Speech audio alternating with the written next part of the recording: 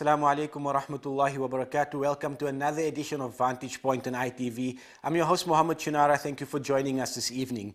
Jordan is a tiny country, but the country with the most amount of refugees in the world. Tonight, we're looking at the plight of these refugees in Jordan and the difficulty they face in leaving the country to find a better life somewhere else in the world. Take a look.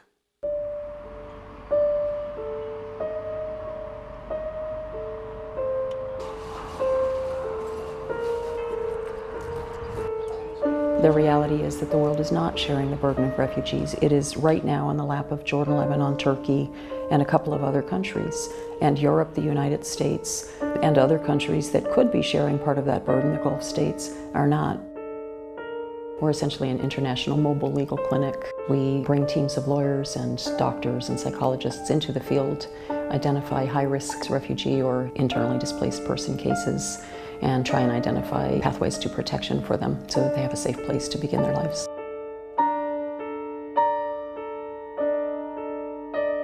Our cases tend to be the highest risk cases, people who are really at risk of not surviving if they don't have some protection. There he is. Oh. You almost knocked me down. Oh. Oh, hi, beautiful. Did you know that today is Mother's Day? تعرف إنه اليوم عيد الأم؟ No? Oh, happy Mother's Day, darling. الله يسلمك.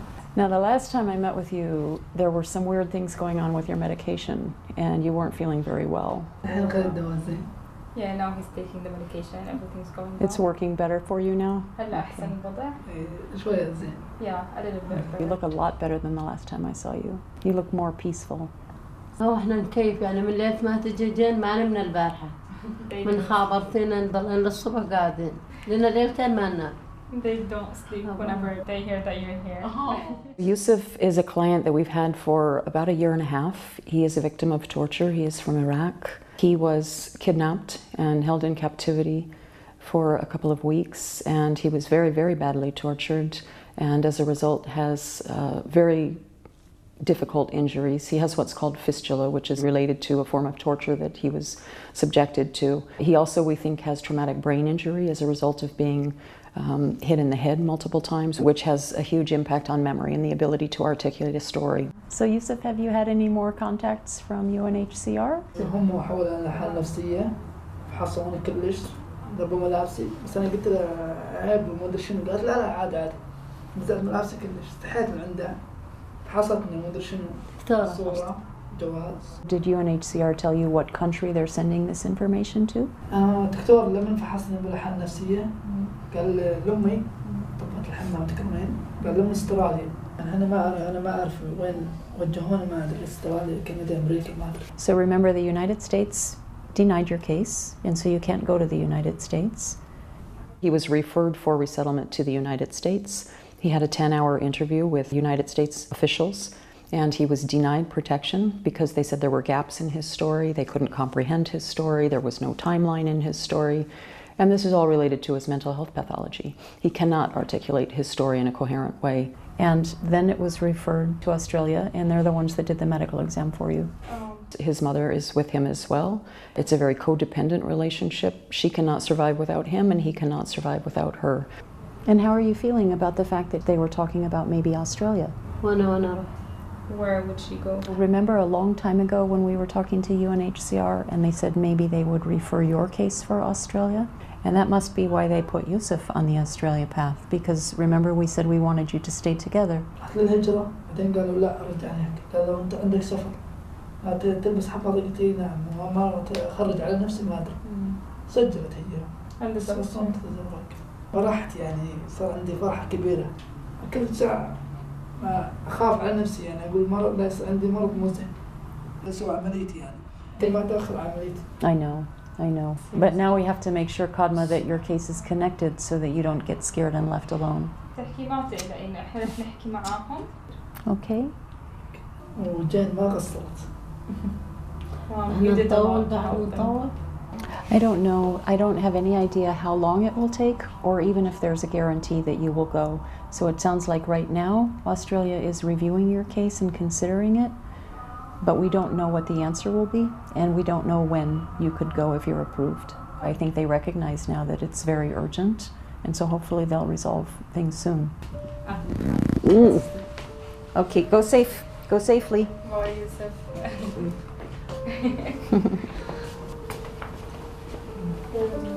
I say that getting refugee resettlement is a bit like winning the lottery. It just almost never happens.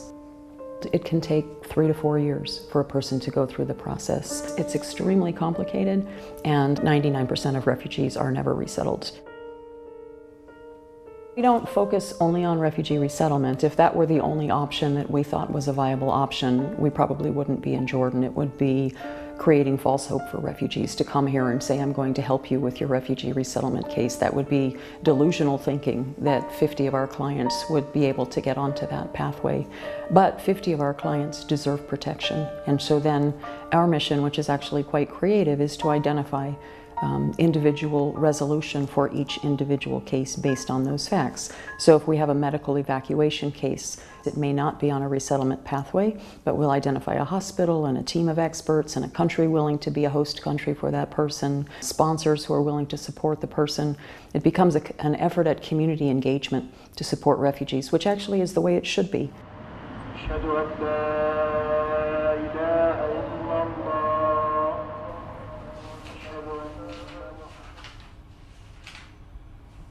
Do you remember this case? 15-year-old son torture victim? Yes, but the father also Yeah, was a torture victim. I have the father, the son, Yeah. and the wife. Yeah. So this is a new case. It's Iraqi. He has 4 children. All of them are brain damaged. There's a Yemeni case. It's a single mother. Her son has epilepsy and is quadriplegic. And he's quadriplegic? You'll do the one that has the relative in Egypt right now, and then I think we should give you, it's a torture case. 20-year-old Sudanese torture victim. It's an Iraqi family with 4 children, and their 5-year-old has double kidney failure. You're seeing someone... This isn't just tomorrow's list, right? You're seeing all 15 of these tomorrow. You often hear it said, the reason you went to law school oftentimes, isn't very well reflected in what you wind up doing as a lawyer. Why did you go to law school? Well, the variety of reasons that most of us do. I think wanting to contribute something positive, to society. Lawyers overall were treated pretty well within society, and I think because of that, we really have an extra obligation to give back.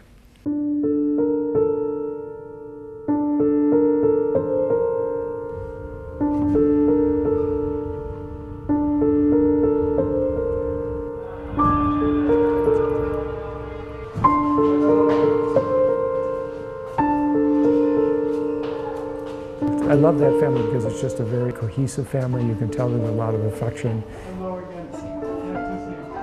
Math professor, father, Arabic literature, educated mother. We're focused for the moment on trying to see whether we can get them onto the track to be resettled in Canada. I can explain what's happened since the last time I was here. We have been in touch with the Canadian resettlement officials and have given them information about your case, and we are hopeful that they are going to accept it. There is always a chance. We can't say exactly what a government will do. When the policy was changed in the United States, Canada offered to take some of the cases where we had family members with medical issues. So we have some reason for optimism, but it's always difficult to say how long any government will take to make a decision.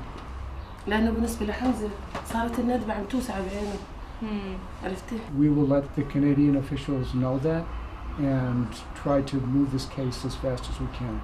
The son, who is 14, is essentially blind. His younger sister has more sight than he does, but is also clearly not able to function tremendously well without an awful lot of assistance.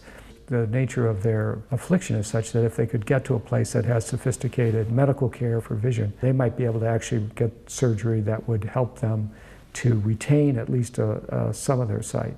الندبة الأخيرة اللي عند حمزة أخذته على دكتور قال له حتى هون لو عملنا عملية ما راح تنجح معنا. يعني عطى هو قرار إنه بعد فترة هذا راح يتوسع العين وبالتالي يغطي كل العين. رحنا كثير على منظمات واجينا مشان يدعمونا يعني للأولاد علاج عمليات كذا ما استفدنا. يعني أهم شيء عندي أنا علاج حمزة وجنان. بديش إشي من الدنيا بس علاجهم. And how is school for these guys? أحكي اشتكي يعني. لا عندي والله شكوات. عملوا اخوتهم دورة، هذول الاثنين ما قبلوهم مش ليش بسبب وضعهم، يعني بدهم مدرس خاص، قلنا لهم هذول سماعيين خليهم يحضروا بس يسمعوا، ما كانوا يخلوهم، او مثل هاي البنت كل رفقاتهم بالهذا بيروحوا بياخذوا جلسات علاج نفسي او جلسات ترفيهية او جلسات بالمنظمات، والمنظمات بترفض هذول الاثنين ليش؟ لانه بسبب الوضع الخاص تبعهم. حتى حمزة قرر بقول لنا نروح، خلينا نروح.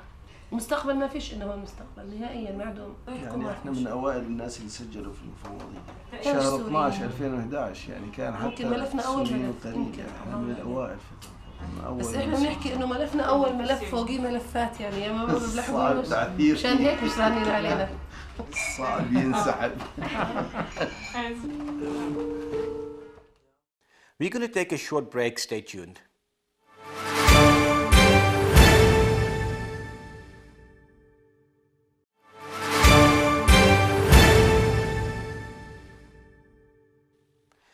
Welcome back to Vantage Point. We're carrying on with our documentary on the plight of refugees in Jordan. Stay tuned. There are no guarantees, but at this moment I think we're optimistic. To be involved in this work, you have to be an optimist. Until we get an outright denial, we try to be optimistic and help other people to be optimistic and to be as patient as they can. As they've indicated, they've been waiting 6 years. Their children are growing up, and I'm sure there's a real feeling that their future is just slipping away.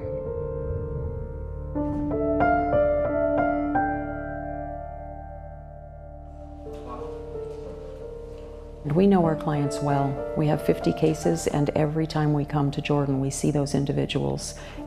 Some lawyers go into a case and the avenue they take is legal, strictly legal. What's the legal theory? What's the legal framework? What's the analysis? What's the resolution? That's a typical legal strategy, right? I go into a case from the other direction. I go into a case with what's happening with the mental health pathology of this individual. I'm not a mental health expert, I'm not a psychologist, but I have worked with refugees for 16 years and I've interviewed thousands of refugees. And so there's a way that you can begin to just look at a person and understand that you have to do an interview differently. You can't just dive into, do you meet the refugee definition and were you persecuted? Because it could be very harmful to a refugee.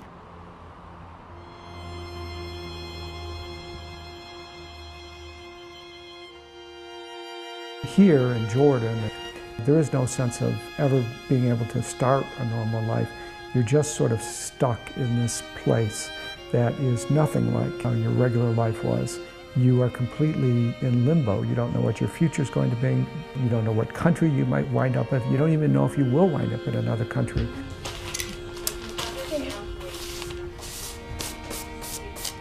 هاي أنا وهاي أختي. هاي أنا وأختي لما كنا صغار، وهاي أمي وهاي أبوي. وين بزونا صيحة تصور؟ صيحة.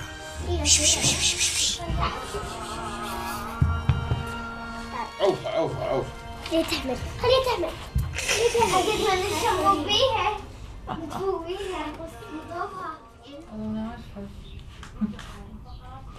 كيف الأولاد مدرسة؟ الحمد لله دارجة. كويسين؟ كيف المدرسة؟ الحمد لله. حلو، أي صف صرتوا هلا أنتم؟ رابع. صرتوا بصف رابع؟ أي صف صرتوا؟ ثالث. ثالث؟ هم كانوا يعني تقريبا منعوا من المدرسة لأنهم كان لازم إنه يدفعوا الاشتراك 40 دينار بالسنة كل وحدة والكتب والهاي، فقعدتهم وسمعت سجين هذا الشيء فدفعت لهم المصاري الحمد لله وقاموا يداومون، اللي هم يعني بطلوا يداومون. طيب وأنت كيفك؟ يعني أنت تقولين أكو أمل، يعني هو ماكو شيء ما له نهاية ست ديانة. يعني هو حتى العمر اللي منطيك إياه الله سبحانه وتعالى له نهاية. فمستحيل الأمل تقولين ما له نهاية، هم له نهاية. أنت هسه لقيتش الأمل عندك فول. زين احكي لي حالتي هسه أنا إذا رفضت من أستراليا شو أسوي؟ اعطيني جواب ما تعرفين شو تسوي. لحتى توطنين مثلا خلينا نقول على امريكا من يشوف استراليا رفضتك هي ترفضك. كندا من يشوف استراليا رفضتك هي ترفضك. زين وين نروح؟ هذا القلق، هذا اللي موتنا قلق. لا مثل الشحات يعني عمل ممنوعه، وظيفه ممنوعه، كل شيء ممنوع يعني احنا بس نطلب من عندهم انه ينظرون بعين العطف ذول الاطفال. ما نريدهم يعيشون نفس العيشه مال الكره والمعاناه والتدمير والقتل فما اريد ارجعهم انه وياي انه وياهم نفس الشيء وهم يتاذون وهم ينقتلون. لا، 3 سنين هذا املنا الاخير. يعني تحملنا فيما فيه الكفايه. كافي يعني هم الي مستوى طاقه وتخلص.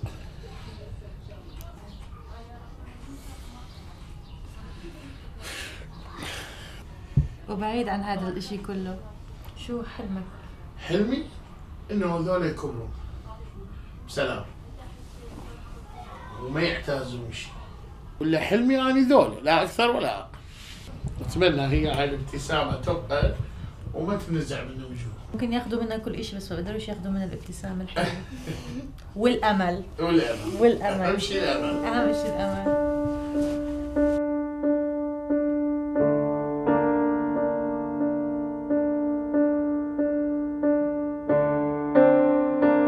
When we take a case into our project, so the 50 cases we have, what I say to the client is, we will help you until you're self-supporting. We will help you until you're on your feet and able to take care of yourself. And that could be 10 years, it could be 20 years, it could be a life. And every time I say that, I think to myself, oh my gosh, what are you getting yourself into? And then I say, but the world is good and people will help. We just have to ask them.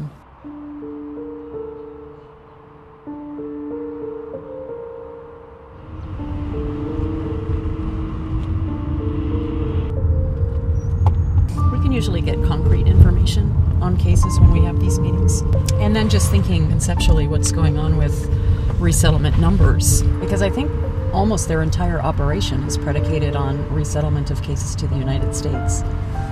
Jordan resettles more cases to the United States than either Lebanon or Turkey. And so if that tap is cut off, there's no place for cases from here to go.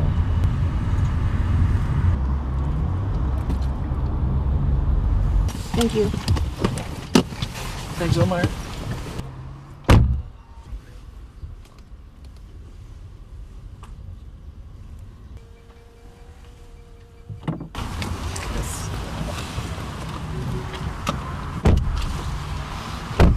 You met 2 clients who thought they were on the path to Australia, Kadma and Yusuf.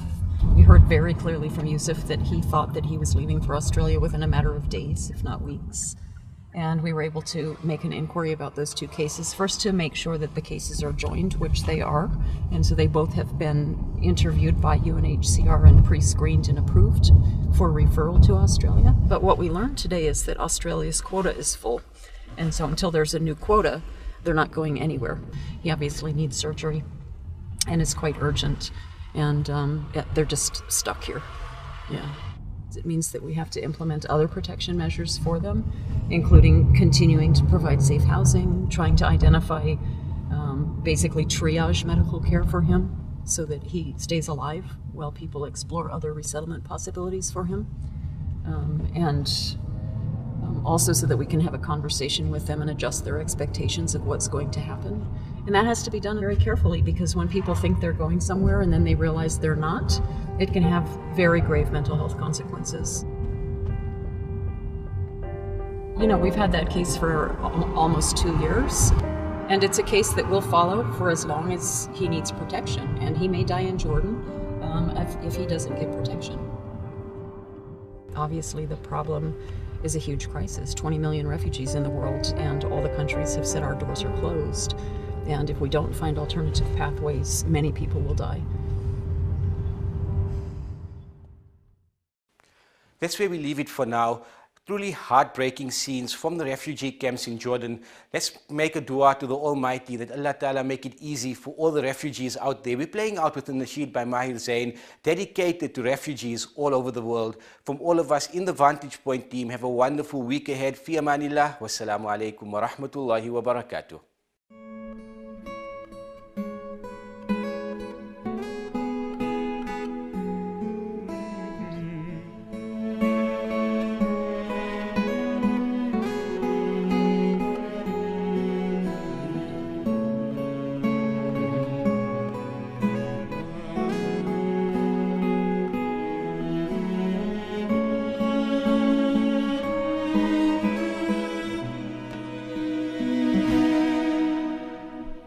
Lying here wide awake on my own now.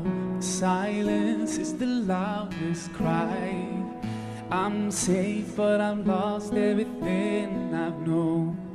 Oh, I can smile because the pain has gone, but cry because it's where I'm from. Oh God, I turn to you to make me strong again. Oh, one day I can reach that rainbow, watch the sweet reflection shining up my first home. I'd give anything to see my family again and say how much I love them. That's all I imagine.